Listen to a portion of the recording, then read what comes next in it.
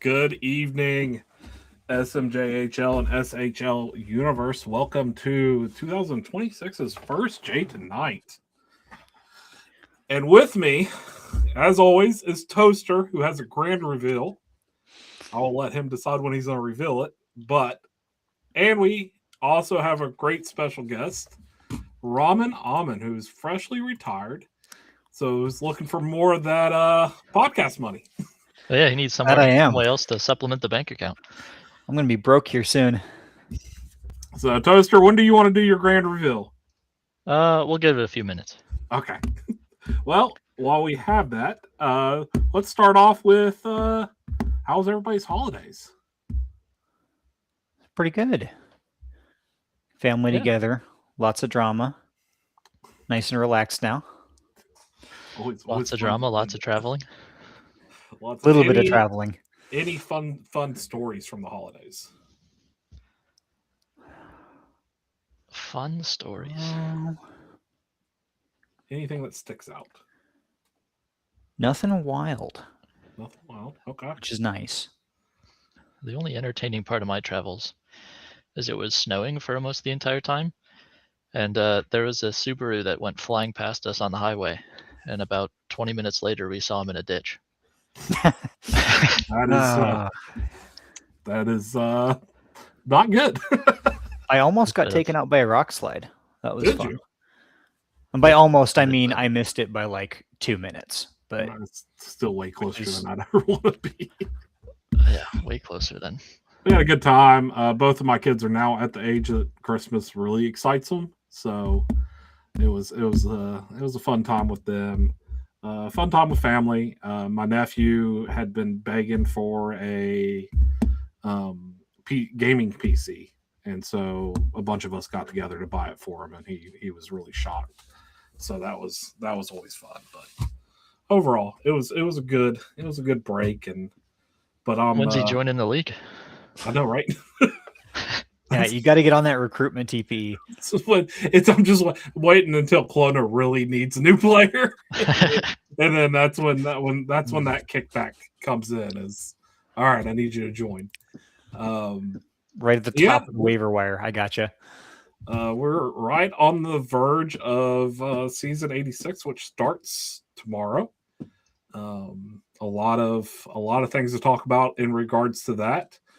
Tonight's trivia question was who won the Rookie of the Year for the SMJHL in season 85, which was this past season. So I feel like that's probably one of my easier trivias that I've put out there. So first person to answer gets $200K from my bank account. I won't make Toaster pay the first one of the year because he's already paying right now. So generous. My Christmas gift is not having to pay the first trivia. Yeah, that's exactly what your first Christmas gift is not paying the trivia for at least one time. See how often I'll allow that slide. But yeah, it's there's the answer. It was Annie time. It was not. It was not. I did not win Rookie of the Year. I thought you did. No.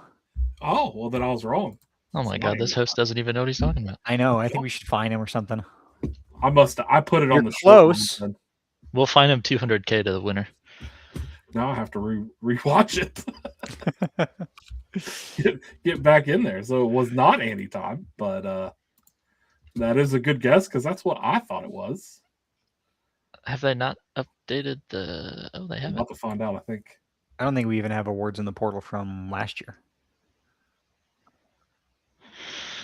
Oh my gosh.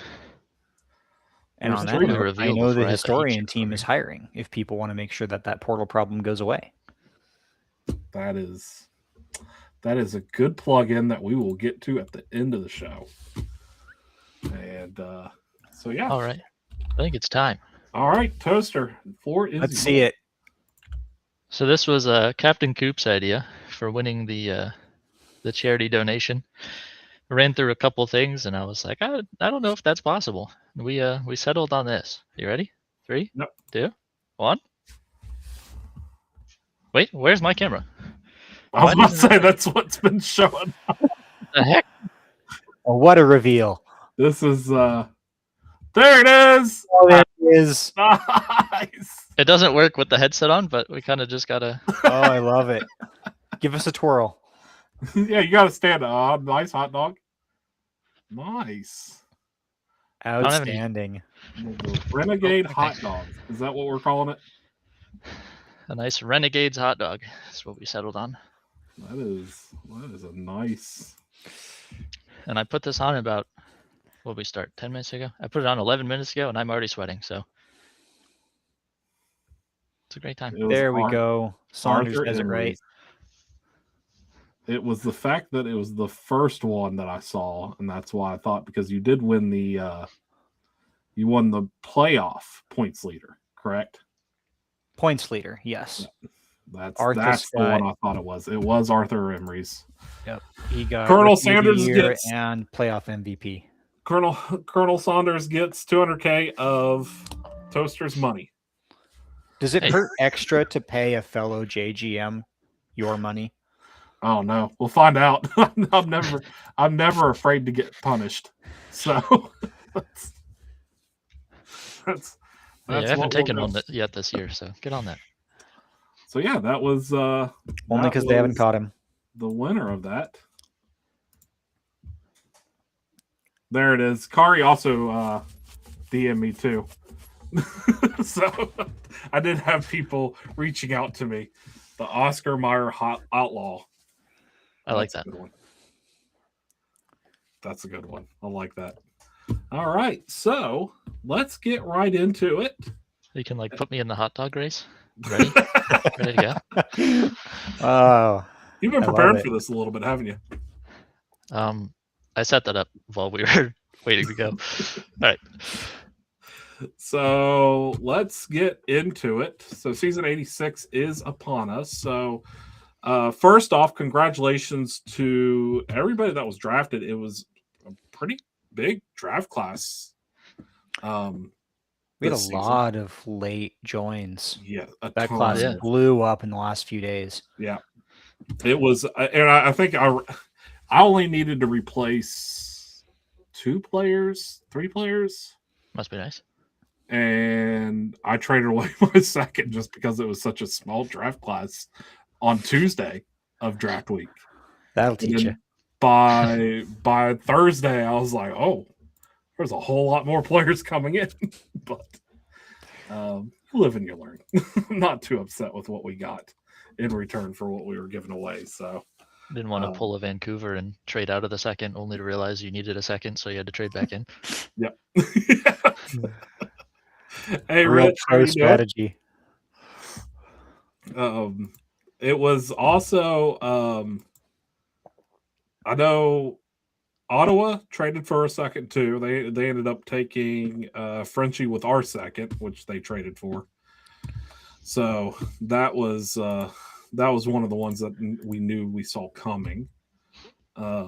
Detroit is still trying to build whatever type of team, and with the kind of, I don't know, the break because of the holidays, which is really, I've really enjoyed it because it's given us enough time to kind of relax. There's also been a ton of waiver claims. That's A lot of them, through. So I don't think anything hurts anybody's eyes more than orange ice hurts anybody's eyes. Corey, don't lie. You love this. So I'm going to switch it over to, let's go into a screen share because I want to give the props to everybody that deserves it that was drafted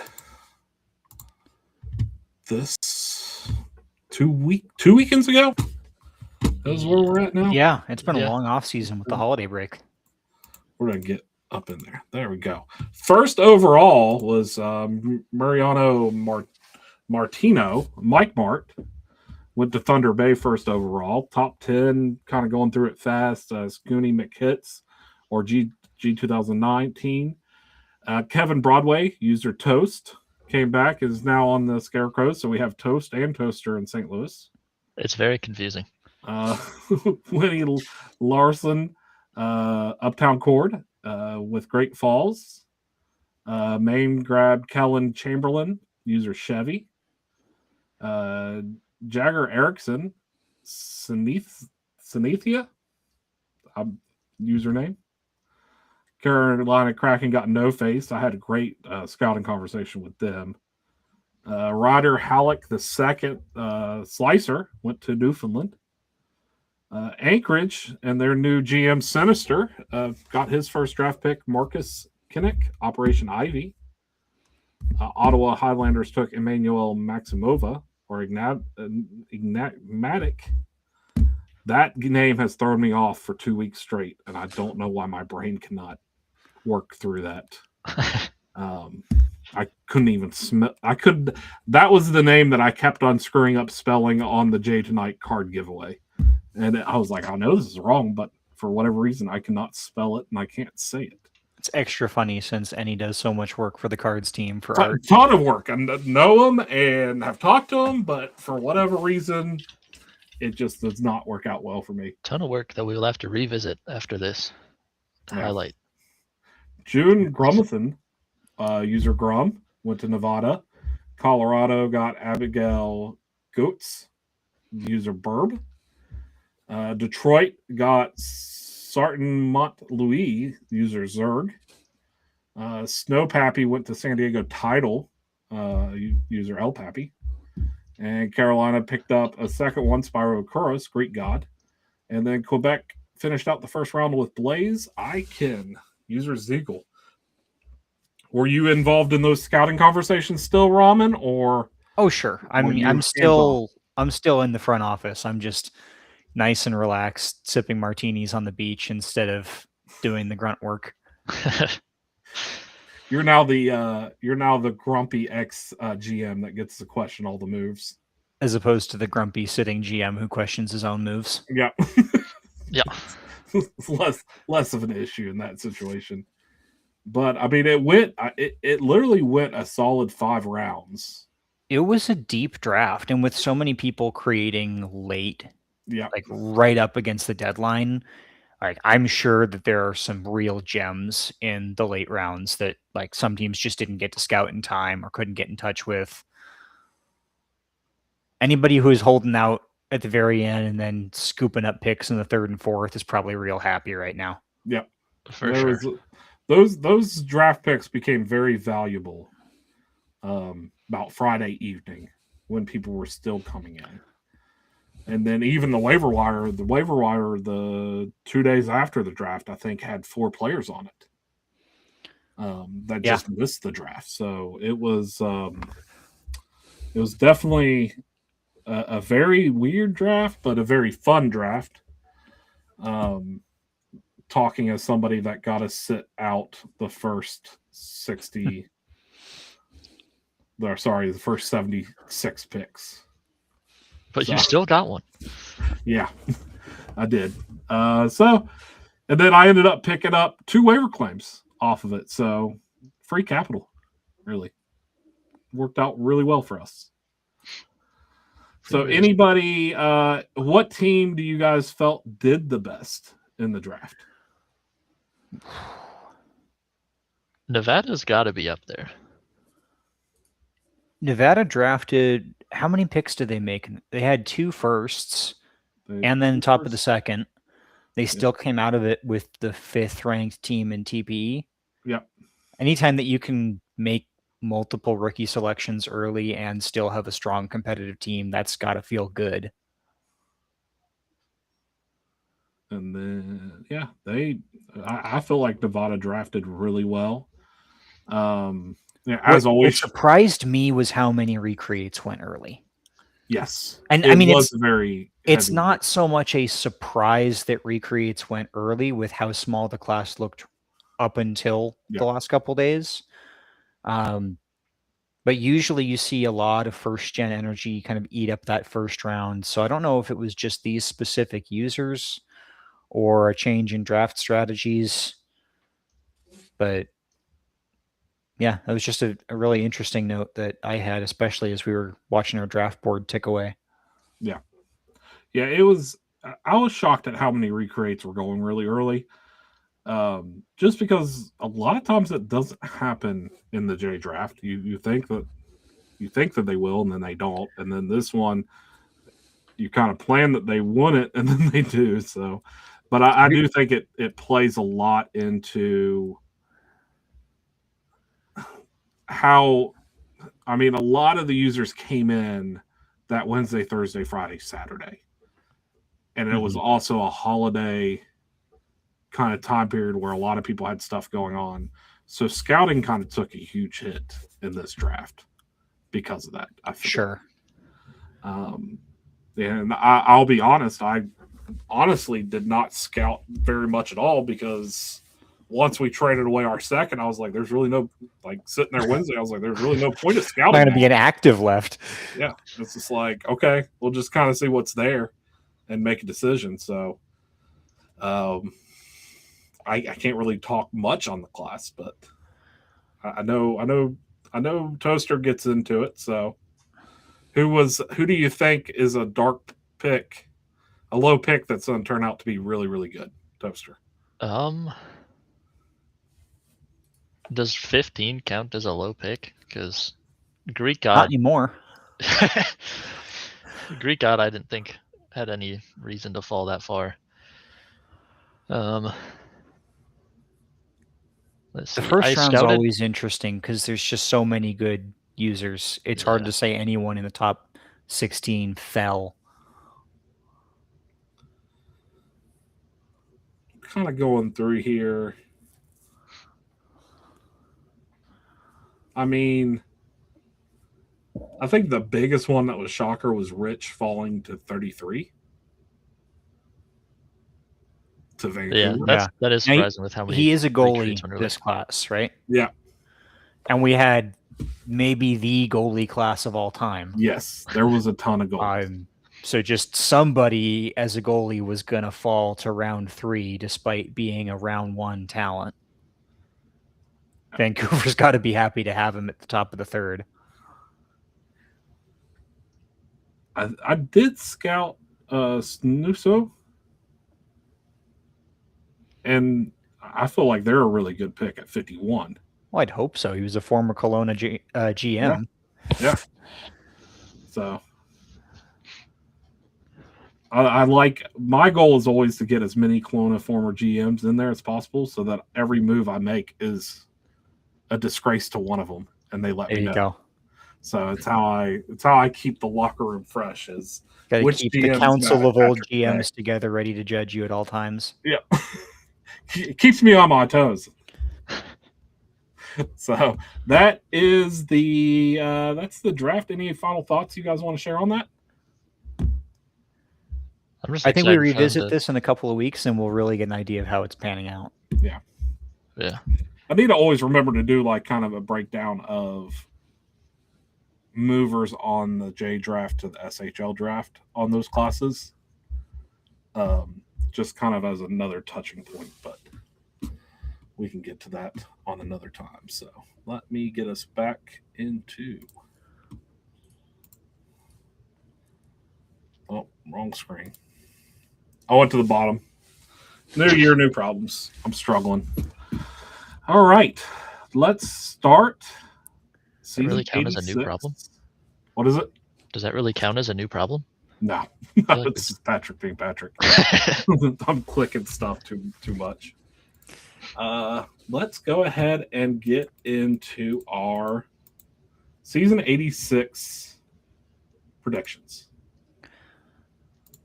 So, based on 7-hole preseason games.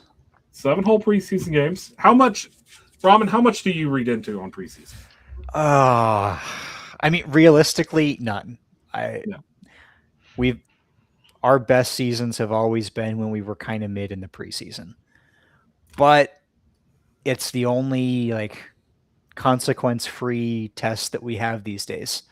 Yeah. So it's still valuable, but so many teams like don't have legal lines yet or haven't finished their roster, and there just seems to be something about the preseason that sims different. It does.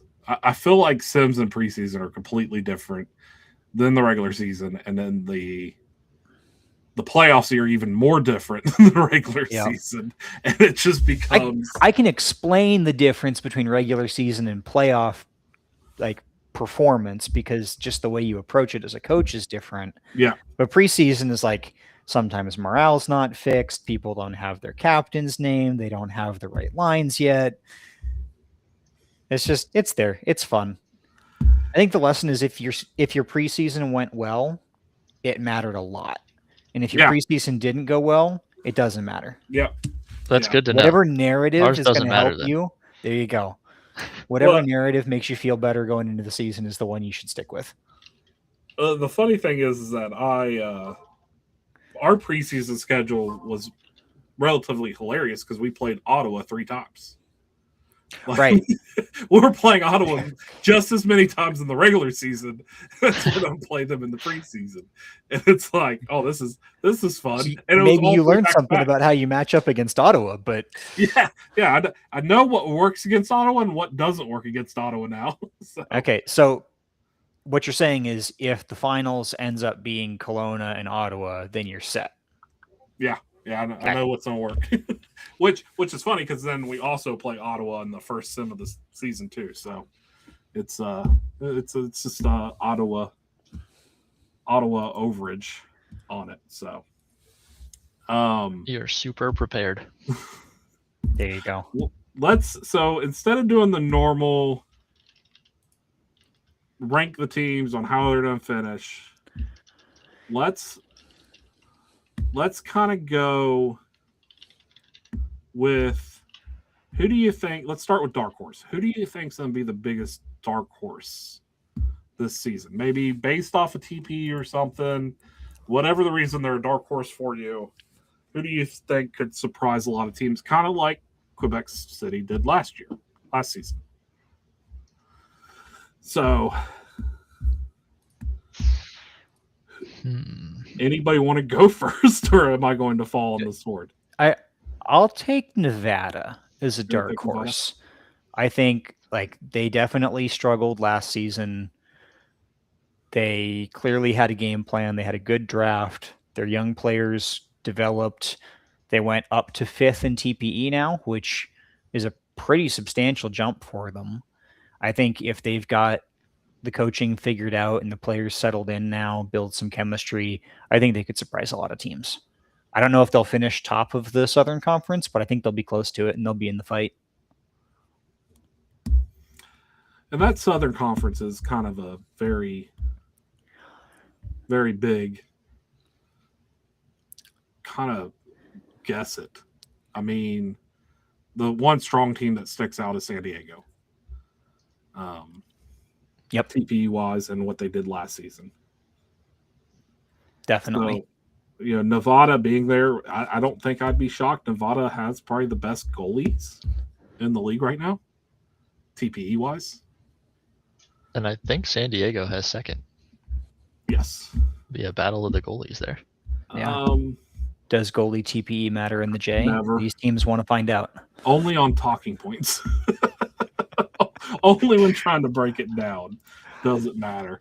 I think what's interesting is the two conferences feel very much like the two conferences in the SHL, where the South is very much like the East.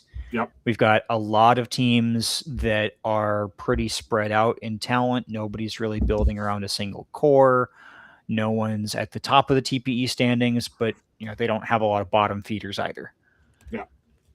The North is much like the West, where there are 3 definite juggernaut capable teams and then a pretty big gap. Yeah. I don't know if it's just timing. I think in the SHL, it's definitely the philosophy of those GMs. The West and the East play very differently and build teams differently. In the J, I think this is probably more coincidence than anything right now. Yeah. But it is interesting to see them laid out that way.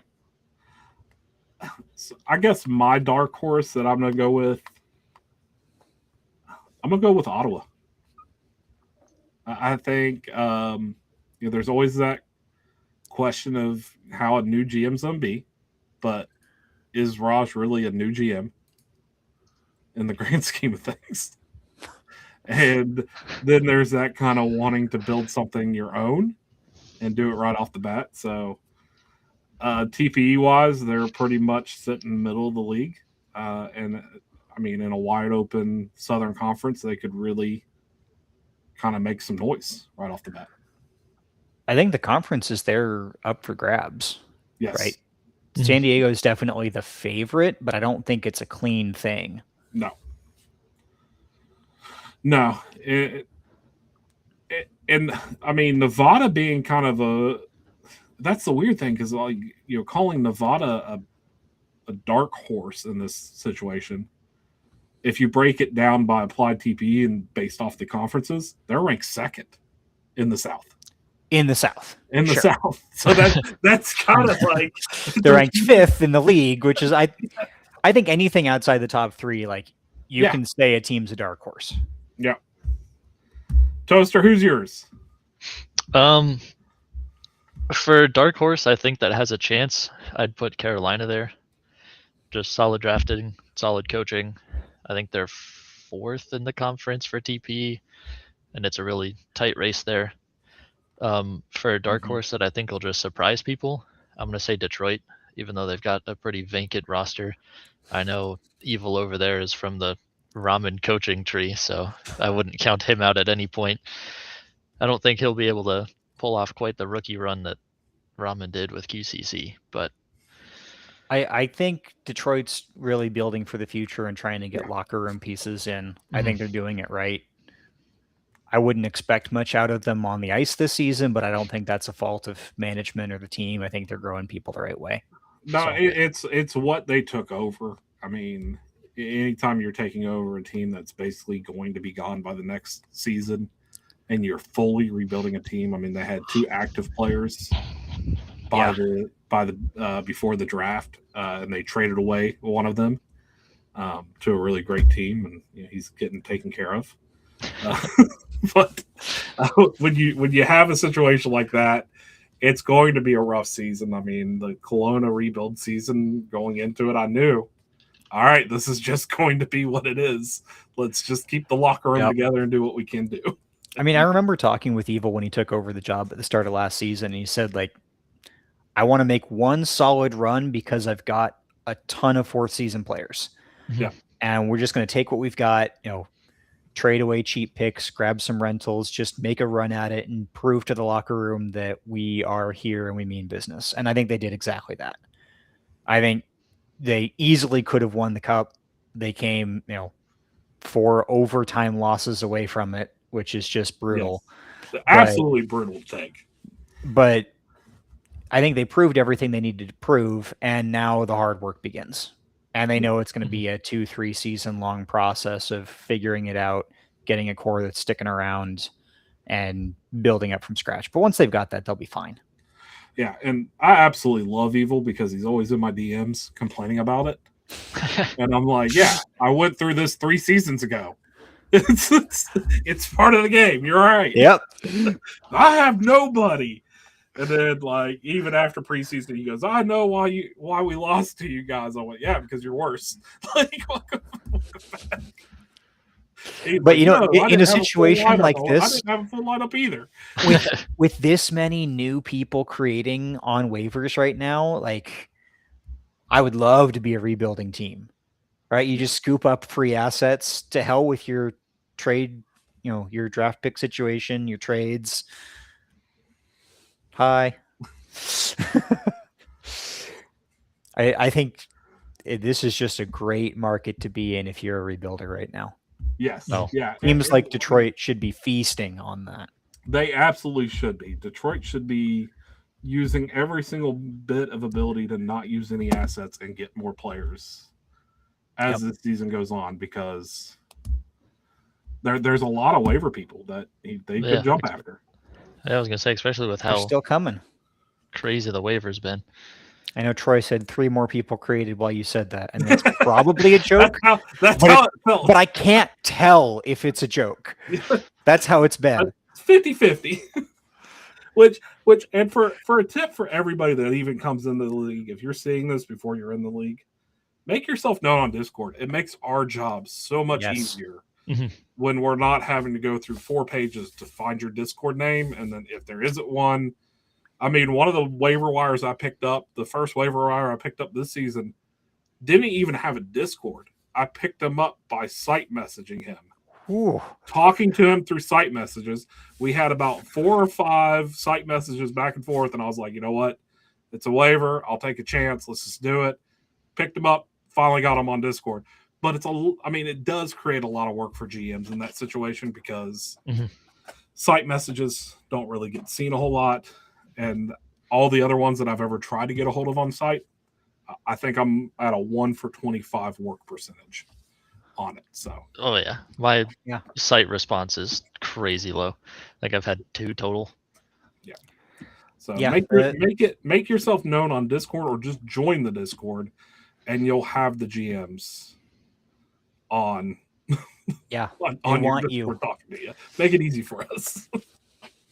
And shout out to Carolina. They're making sure that no player goes without a team. So they're really making sure it works that way. So we did dark horses. I see Shawnee in the chat, so I feel like I know. we probably have to talk at this about point. Vancouver. I don't even want to talk about Vancouver because I know that's what he's waiting on. So, okay, like, Shawnee. I've seen him in the chat, and I'm like, we'll make him wait a little bit longer. All right, here it is. Vancouver is the top team in the league right now by TPE. They had a monster preseason. They are the clear head and shoulders above everyone else's favorite right now. Pressure's on to go win that cup. Yep. Enjoy it. So the top 3 in the league by TPE, applied TPE. And this is forwards, defense, and almost not quite goalies, but forwards, the goalie, defense, and overall are all the same. Vancouver is weak. That'll be the story in Vancouver. Can their goalies step up? 14th rated goalies right now because they're both new. They're both rookie goalies. So they do have 2 solid, active rookie goalies. So that's going to pay dividends later on. But are they going to have that team that they have now? Goalies? Well, by the time the team is gone and they're at 425, then they should be able to handle it on their own. That's what a goalie's for, right? It's a goalie's job to stop pucks. I'm not. We'll really find out if goalie TPE matters. No comment. It's always at some point Vancouver and Kelowna in the playoffs. At some point, it's just what it is. So we'll go out. I mean, the top 3 teams based off of TPE right now are Vancouver Whalers, Quebec City Citadels, and the Kelowna Knights. I like how you put yourself 3rd, even though you're 2nd. I read from bottom to top. Okay, It wasn't like. See how he's lowering the expectations early. That's Patrick's way of telling his team, we're not going to do it this year. Oh, you don't know what I said to my team. This is the if I screw this up, I'm quitting. He's prepped his team for a 0-66 run. Ooh, I believe. Kelowna looks great. I mean, and that's the thing, Quebec, you guys have all the momentum from last season. I mean, if I was on the Citadels after last season, no matter what those numbers say next to our name, we're the best team. I mean, it's what you guys were last season. The mood is cup or bust, right? Yep. Like what the stats say apparently is meaningless. Yep. And I'm not a GM now, so I can just get in on the hype. This is going to be fun. I'm going to make Gwen miserable. So let's go out of those 3 teams. Oh, that is true. You stepped back, so now she has to heat all of the 5 cups in a row or bust.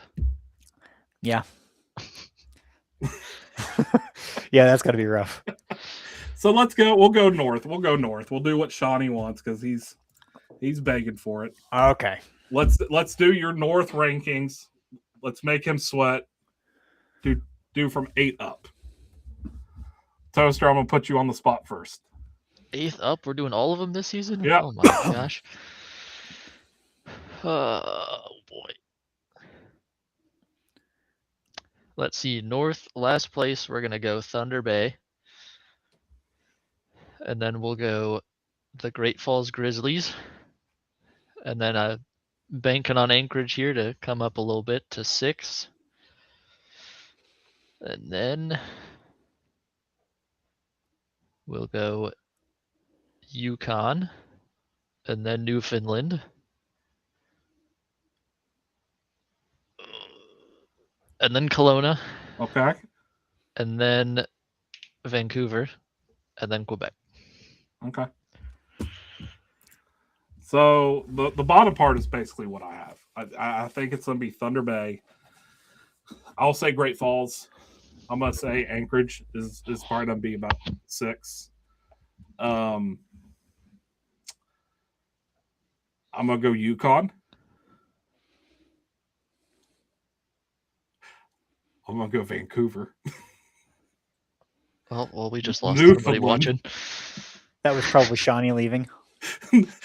Newfoundland, Kelowna, QCC. That's what I'm going with. So you guys have put me in a terrible position here. You know that, right? I know. Which You're not a I will GM say, anymore. the You can reason say anything I you want. think Newfoundland has actually been very solid, even when the numbers don't make sense on them being solid. So, Yeah, absolutely. Based off of their rankings right now, they're sitting at 4th. They're not getting talked about a whole lot. I can see Newfoundland being in that top 3 without a problem. If Newfoundland was in the South, I think we'd be talking about them as a potential top seed in the conference. Yeah. And they just drew the short straw in having to deal with 3 teams in their conference that have them beat by 50 average TPE for forwards. Yep. And that is not a fun spot to be in. No. But yeah, I think bottom 4 are, that's hard to predict. And I don't want to single out a team and say like, these guys are going to be bad, because I think that's at the mercy of the schedule, a little bit of coaching, and no one in the North has a team quite like Detroit where they've fully committed to the complete rebuild this season. Shame on you, Toaster, for putting a team last. Yeah, shame on you. Hey, I just want that underdog story for them. I think those top 4 really are the scary ones in the North, right? You've got Newfoundland, who I have sitting in 4th. Then out of those top 3, smart money would say Vancouver at the top, then Kelowna, then QCC. Yeah.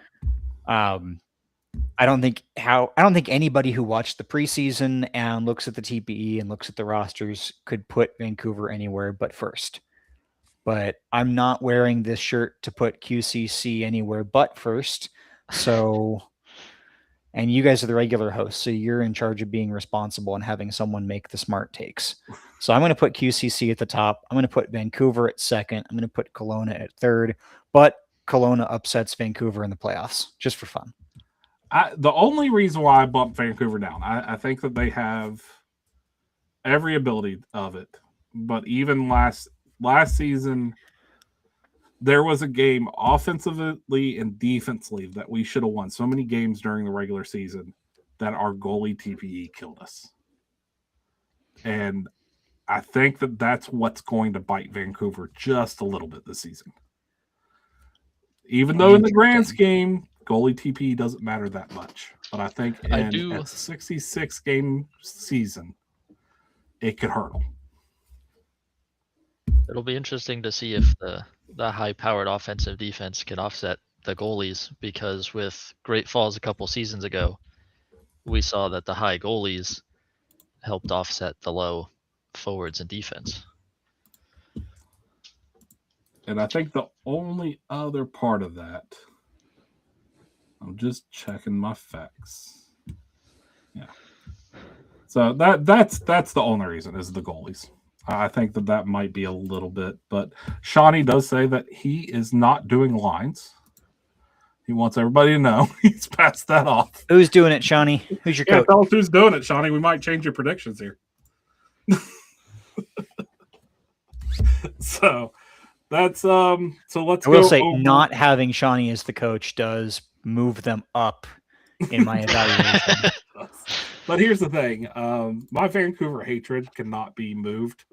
So even if they're supposed to get first, it's still 4th. Like the highest I could put them is 4th. It's just, when you're out there killing the beautiful creatures, the whales, I just can't put you any higher than 4th. There it is. Cheater. Okay. Redoing your prediction? No, I was pretty sure it was Nike doing it, and he knows his stuff. So Vancouver's in for a good season. Let's go over to the South. Let's predict. Let's just do the bottom four of the South, and then who you see in the top four. Ron, I'll go first this time. Yep. Okay. I'm going to put St. Louis at the bottom. You got to win a preseason game to get some attention. But after that, I think it's Detroit in 7th. I think now it gets tough. I think those two feel safely at the bottom. Looking at TPE, I think maybe Colorado next, and then Carolina. Then we've got Maine, and then I think Ottawa, San Diego, and Nevada are all in the mix for the top 3. Okay. So that could be a fun race to watch. I think the South race will be a fun one all the way down to the last day. Somebody predicts St. Louis to go 0 for 82. That's our captain, by the way. Predicting him to lose more games than possible. Yeah, that's impressive. If you can find a way to lose 82 games in a season that has 66 games. Troy, that's not the only confusing geographical thing on the site. Don't get me started on J teams. It's been an ongoing issue. I will be a north-south hater until I die. I absolutely despise it. I can't stand it. It's terrible. The idea of Quebec and Vancouver playing back-to-backs in opposite rinks is so funny to me. And I get it. It's a sim league. We can have a little fun with it, do something interesting, but I don't know. I like the classics. I like East-West. Kelowna, Newfoundland back-to-backs are the greatest thing in that sim engine. It's like there's no way. You couldn't make it to a game on time. There's no chance. Should we go on strike like the ECHL did for we should for better travel conditions. You can't count a travel day as a day off when you have to go cross continent. All right. So on the South for me, bottom 4 is probably going to be Detroit, St. Louis. I'm gonna say Maine.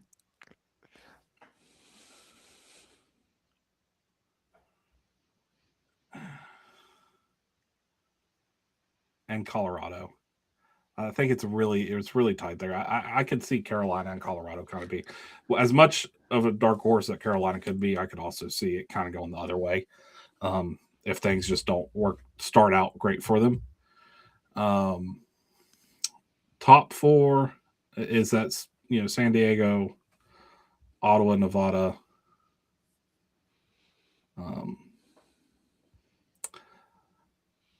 Carolina. So I'm gonna go Nevada. I think Nevada takes first. San Diego, Ottawa, and then Carolina in that order. That's what I'm gonna put it at. And I think it's gonna come down to the last Sunday. I think it's gonna be that razor tight. Well, you guys were talking about the North still. I wrote mine down, and it is exactly what you just said. Great input, Renegade Hot Dog. Raptors, Timber, Detroit, Scarecrows, Carolina, Ottawa, San Diego, Nevada. Yeah. I think the thing that plays really well and not Nevada's favor is just it's a great year to be in the South for them. And that helps. I think it's gonna really build for them. So Nevada's gonna be very solid. I have a message. No, it's just a blizzard piece of paper folded It's in half. Troy letting Vancouver know that they lost in round 2 against them. So yikes. So, yeah. So let's. Any other? What would be? Let's go. Let's go into the news segment since we've covered the standings pretty well. So, News segment. Yeah, the news segment. He didn't tell you anything today, did he? Huh? I used to get show sheets. It was kind of nice. So, is this how you find out you're being replaced as Yeah, co-host? surprise! Yeah. There's no show sheets during the holidays. Everybody should know that. How many cups? That none. Sadly. So the news segment, I talked to Ramen about it kind of at the end of last season. I think everybody, number one, just having the knowledge that he has in the league is always great to have. And there's always so much information, about FHM, what it does, how it is. So I approached him about if he'd be interested in, joining every so often, not, every Jay Tonight episode. I'm not doing that to him. But just every so often, and have a segment called Bowl of Ramen and Tactics is what I've cleverly called it. I don't know if we've finalized the name yet. Suggestions in the chat. No, it's take a lot it's to get final? me off that one. Okay.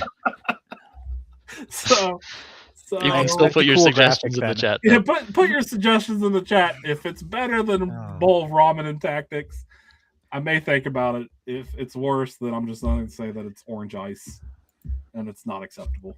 So, so the first question, it's not going to be questions about, tell us how to set up our team. That's not fun. That's not what we're doing. And there's no right answer to that. Yes. And so I think the first thing that especially kind of would help any new players, even new GMs coming up, was today's question. So the first question for Ramen is, first question for today's segment, the only question is, so the first, what is just noise and doesn't matter when it comes to FHM tactics? Okay. That's a good one because you can take that in a lot of different ways. Yeah. Do you want to approach it from a player-centric side or from a coaching analysis side? We're going to say player's choice. I'm going to let you do that. Okay. Because as a player, I think the stat that gets paid way too much attention to is hits. Especially because even in real hockey, hits are really at the mercy of whoever the local scorekeeper is and rarely correlate to anything useful. But hits don't necessarily mean takeaways, and hits don't necessarily mean a change of possession, right? And usually, especially in the SHL, we see the hit counts dominated by wingers, and oftentimes wingers with a low hitting attribute. Shout out to Celeste Desjardins, who led the league in hits a couple seasons in a row in QCC with 5 hitting. And my interpretation of that was just like a pinball bouncing back and forth between the puck carrier and the wall. A good hit is one that you only have to do once. Yeah. A bad hit is one where you keep coming after the guy. Yeah. So I think we look at hits leaders and maybe get an impression that they're really dominating physically when they aren't. So I look at hits a lot of times as noise. Takeaways and giveaways, not so much. Those are pretty meaningful. So not to interrupt, but just to kind of ask a question based off that. You're on the awards committee. Yep. So when it comes to defensive defensemen or defensive forwards, are you guys weighing hits in that conversation as much as other stats or not? Now that's going to vary from voter to voter. Very heavily. I can speak for myself, and Toaster can speak for himself because he's also on the committee. Personally, I value takeaways and giveaways way more than I value hits. I think a defensively responsible player takes the puck away from other teams and does not give the puck up. because possession is king. And that'll get to my team answer here in a second. I still include hits, just like I still include blocks, but the change of possession is what I value the most. Okay, that's a really good point. I think, as the reason why I asked that was I think it was my rookie season in the J. One of my friends was up for Sean Yoshi was up for defensive forward. And the only stat he was behind on was hits. And his argument was the same. Hits are not a good stat to look at as a defensive player because it means that it could mean a whole lot of things, like you're not doing your defensive job. And I mean, like, I don't want to discredit players who want to rack up a bunch of hits, right? Like, that's fun. And all counting stats are valid.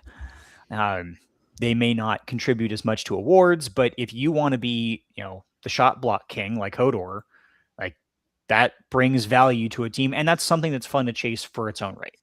Yeah. Like, if you want to make a player whose goal is, to lead the league in blocks, do it.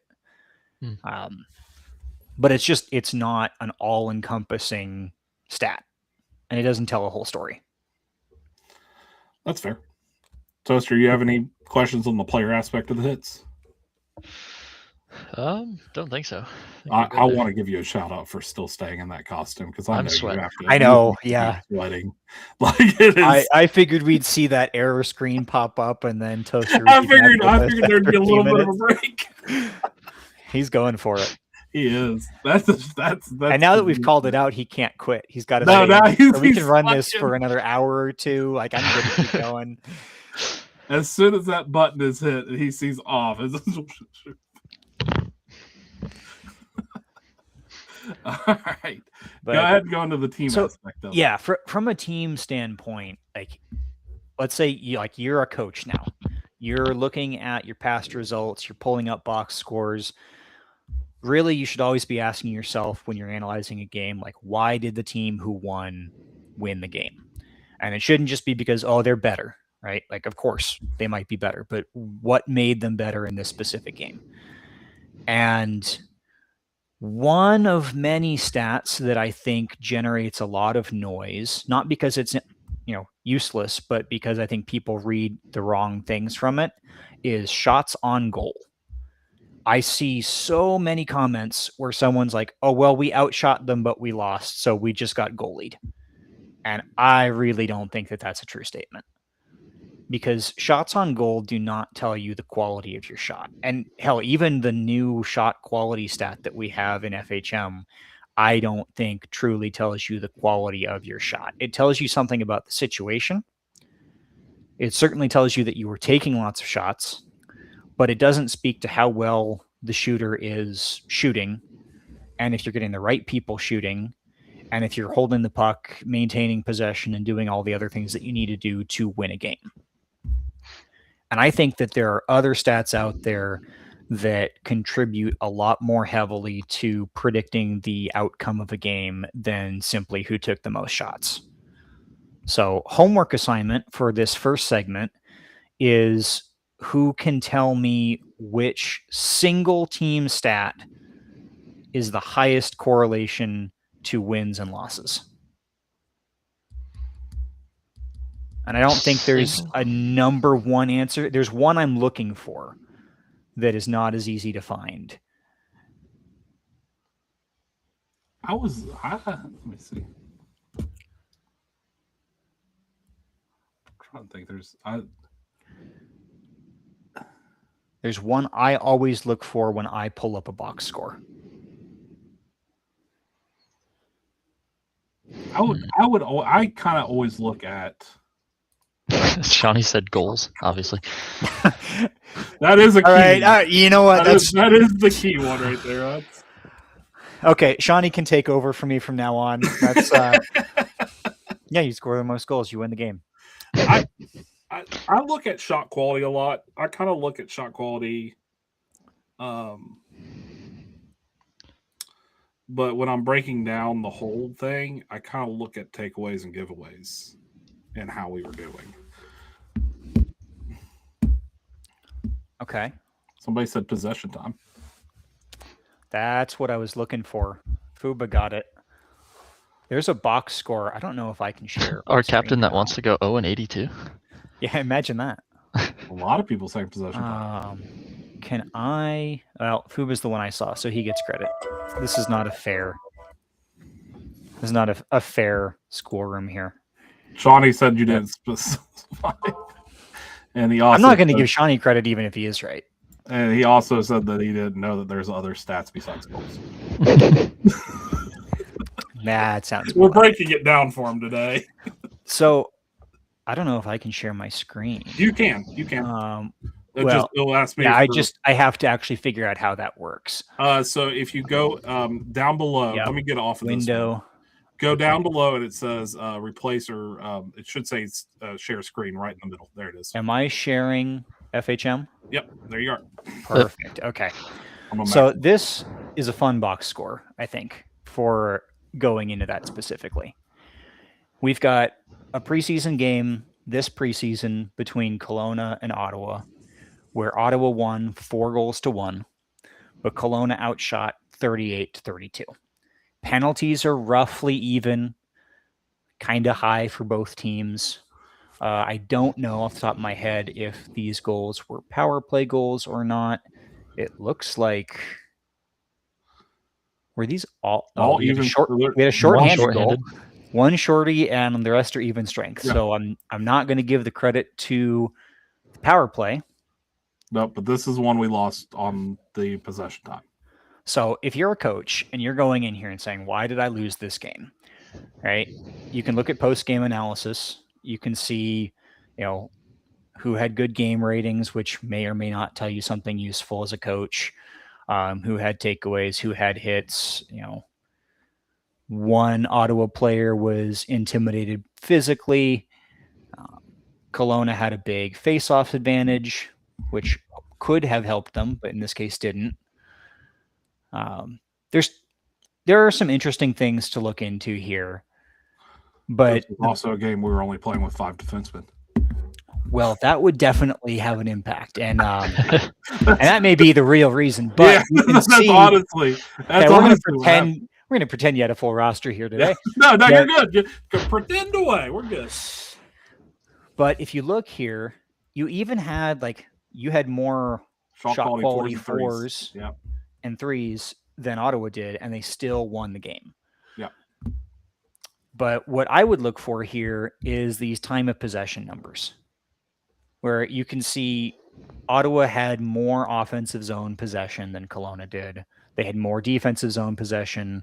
Why does it do offensive, defensive, and then neutral zone last? Oh, no. That's terrible order. Yes. So Kelowna had more defensive zone time, and then Ottawa had more neutral zone and offensive zone time. Yeah. For a total of just over 1 minute more time with the puck over the course of the game, which doesn't sound like a lot, but that can tell you that you're in a situation where you're consistently being beaten for possession.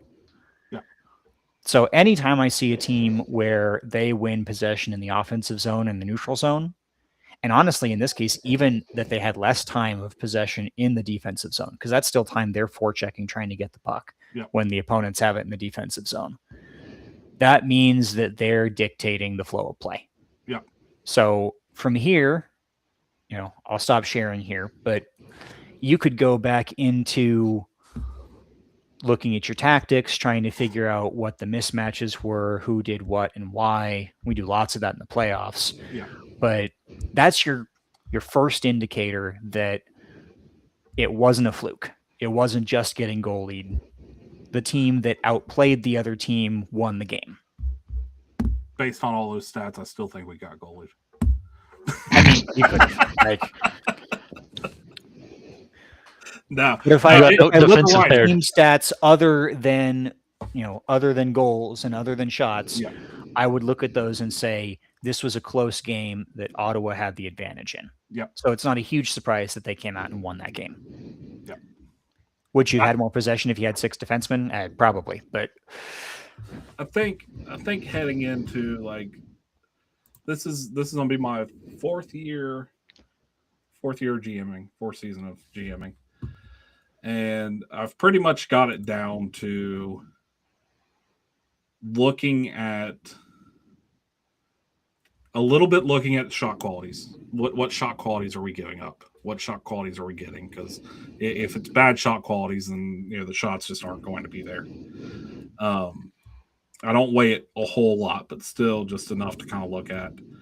But just I have been breaking down that average time of possession each game and going, okay, what is causing us to not have it? What is causing us to have it? And how do we adjust this? Mm-hmm. Especially after getting swept by you guys in the playoffs, that really kind of made me dig even deeper into those stats. I was surprised that one was a sweep. I wasn't. I just had that heading into it. As soon as I picked us, I knew it was over. But my Detroit pick came all the way through. They finally didn't upset me. finally happened.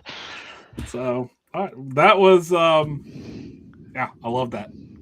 Thank you, Ramen. That was exactly what I wanted it to be.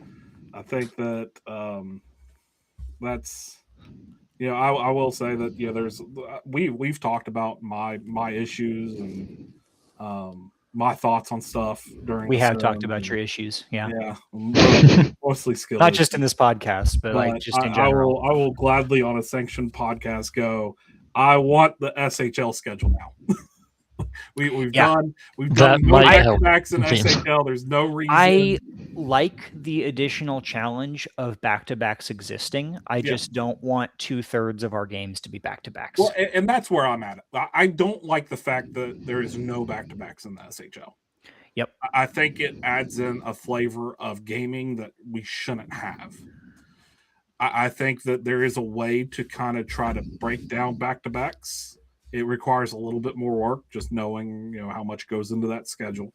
But there is a way to limit how many back-to-backs there are, and I think that the same thing needs to happen on the J side too. I think both of the J schedule right now is the more dire one, because like I told you at the beginning of the show, we start our season tomorrow and we have 5 games in 7 days, and only one of them is a home game.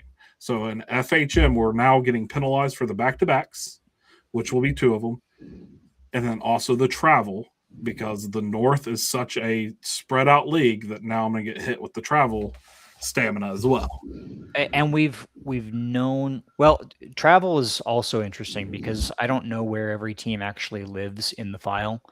They don't all live where they say they live. I thought that most of them were from where they are.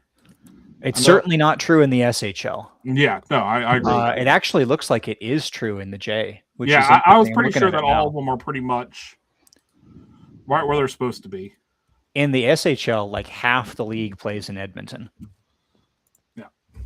That is interesting. And I have no idea if the travel location has a significant impact for fitness.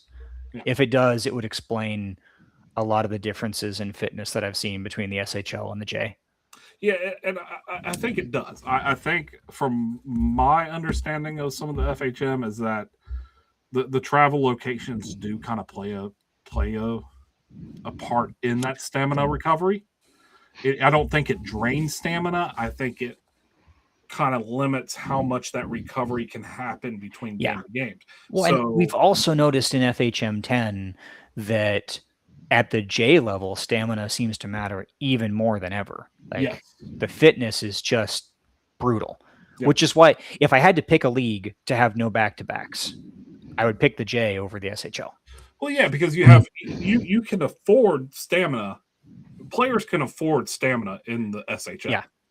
I'm not going to get back on the soapbox of spending their TPE on 16 stamina. Don't do that, but I agree with you. I think that there is a correlation because just right off the bat, for us, travel to QCC, come back to Vancouver, travel back to Kelowna, then to Anchorage, and then Ottawa. So it's like if you told a player that's what their schedule was going to be for the next 7 days, they're done. That's why the ECHL went on strike a few weeks ago. Yep. So That is So we literally just need why. a J strike. A J strike. every GM we're going to start striking for better scheduling. Every GM just messes up There's Patrick's first punishment. There it He's an is. 86, getting it out of the way early. So I think you heard it here. Your official J Tonight hosts are calling for a strike. I'm That starting. is the official stance of the SMJHL podcast. It's all right. It wouldn't be so bad if we didn't if I paid enough for a plane. Tossing them everywhere. But yeah, that's all I have for us tonight. We're already over the hour mark. So final thoughts, final things that you'd like to say? I know you already have the page up because you live on that site. We should show the J cards. I actually do not have that page up, but I can get it up. Oh my gosh. But I do appreciate you saying that, because let me actually share something else real quick. The J cards are fantastic. The art They're team did an amazing absolutely job on them. beautiful. I could not be happier with how they turned out. I will definitely show the J cards. But I wanted to show this first. So these are open jobs. QCC is hiring their co-general manager. So Raman, I think you should apply for that. I mean, if you look at the forum, I did say applied. As we Yeah, all know, that is a legally binding. You guys have a lot of contract. applications, because Raman, you applied, Felix applied, Saunders applied, Pyro applied, JFK applied, Valpix applied, Shawnee just doesn't read, and then Reno applied, I applied. For the new users in the room, saying applied in the forum does not actually mean they submitted an application. Do not be discouraged from applying for a job because you see a whole bunch of people memeing. Ignore the applies. But a really good job also is the SHL All-Star Committee is looking to add up to 5 to 6 users. It's a very great way to start getting involved in the site. Reach out to O1 Plays. Great guy. Definitely great guy. Be a fun person to work for. We'll help you $3 million a season just to be able to be in there on the discussions. So applications are due by January 10th on that one. Awards committee is hiring. Infidel is looking to replace, I believe, 3 members. Yep, 3 members. Come join me and Raman. Go join Robin. 2.5 million plus bonuses for discussion. Reach out to Infidel on Discord. Another really great job to start kind of digging deep into it. Head historian is being hired right now. So if you have that, want to be involved in the history, which I appreciate, because it feeds into what I'm doing trivia wise, even though sometimes I don't remember. Apply. Kari is the one to reach out to on that one. And on any of these, reach out to BeFine on Discord, and they'll be able to help you with the application and everything. Great guy. Don't be intimidated by him. That one is closing today. Discord moderator. If you want to apply for that, you reach out to James T, another really great user, to be a Discord moderator.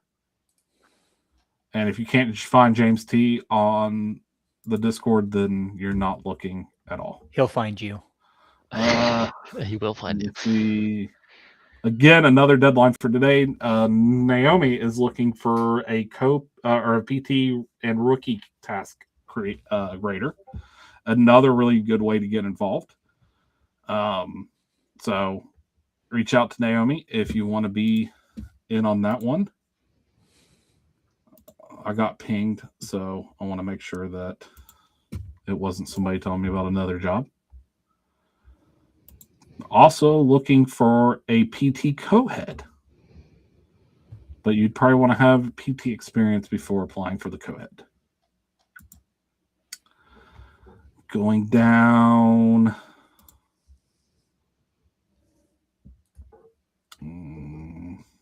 I think this one's still open. So Shawnee is looking for 2 to 3 draft render artists to apply.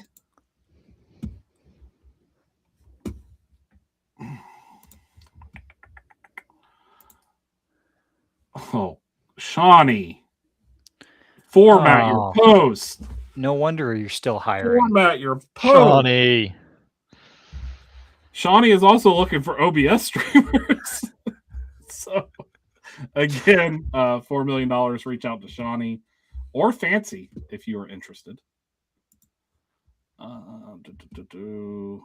Head office, I think, has already been decided, and co-GM for Anchorage has been done. So those are the available jobs.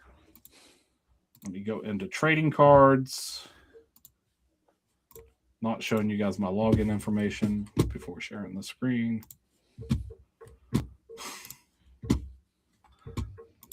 I've only gotten one. That's it. That's the card. Basement Fifth is the one that I've pulled because my Ruby packs got absolutely decimated from the J Tonight card giveaway. And I have not built them back up yet. So I'm going to show Recently, my base packs have been better than my Ruby packs. So these are the J special cards. A lot of great users in here. A lot of cool cards. There are up to 6 cards for each J team. Yeah. Definitely worth trying to get these cards.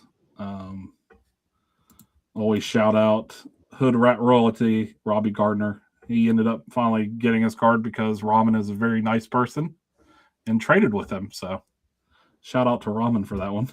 When you can't find the cards you want, find someone who has them and beg. Yeah, they will. Most that usually people works. Give you whatever sometimes. You want. So yeah. Let me get us back to the 3-person screen. Let me stop. There we go. Okay. Well, you guys, great to be back with the J Tonight. Ramen, I really appreciate you. Thanks for having me. Give you a little bit of break before the next bowl of ramen and tactics. That nobody else came up with a better name at all. Yeah, nobody in chat. So I was that must mean you nailed it. Can we put up a job post for that? Nobody could get toasted. get a better name on it. So we're sticking with it for now. Bowl of ramen and tactics until further decided. Yeah. Or if I'm not here, it'll probably get changed then. This is just my reminder that I owe Saunders $200K. So tune in early for trivia next time.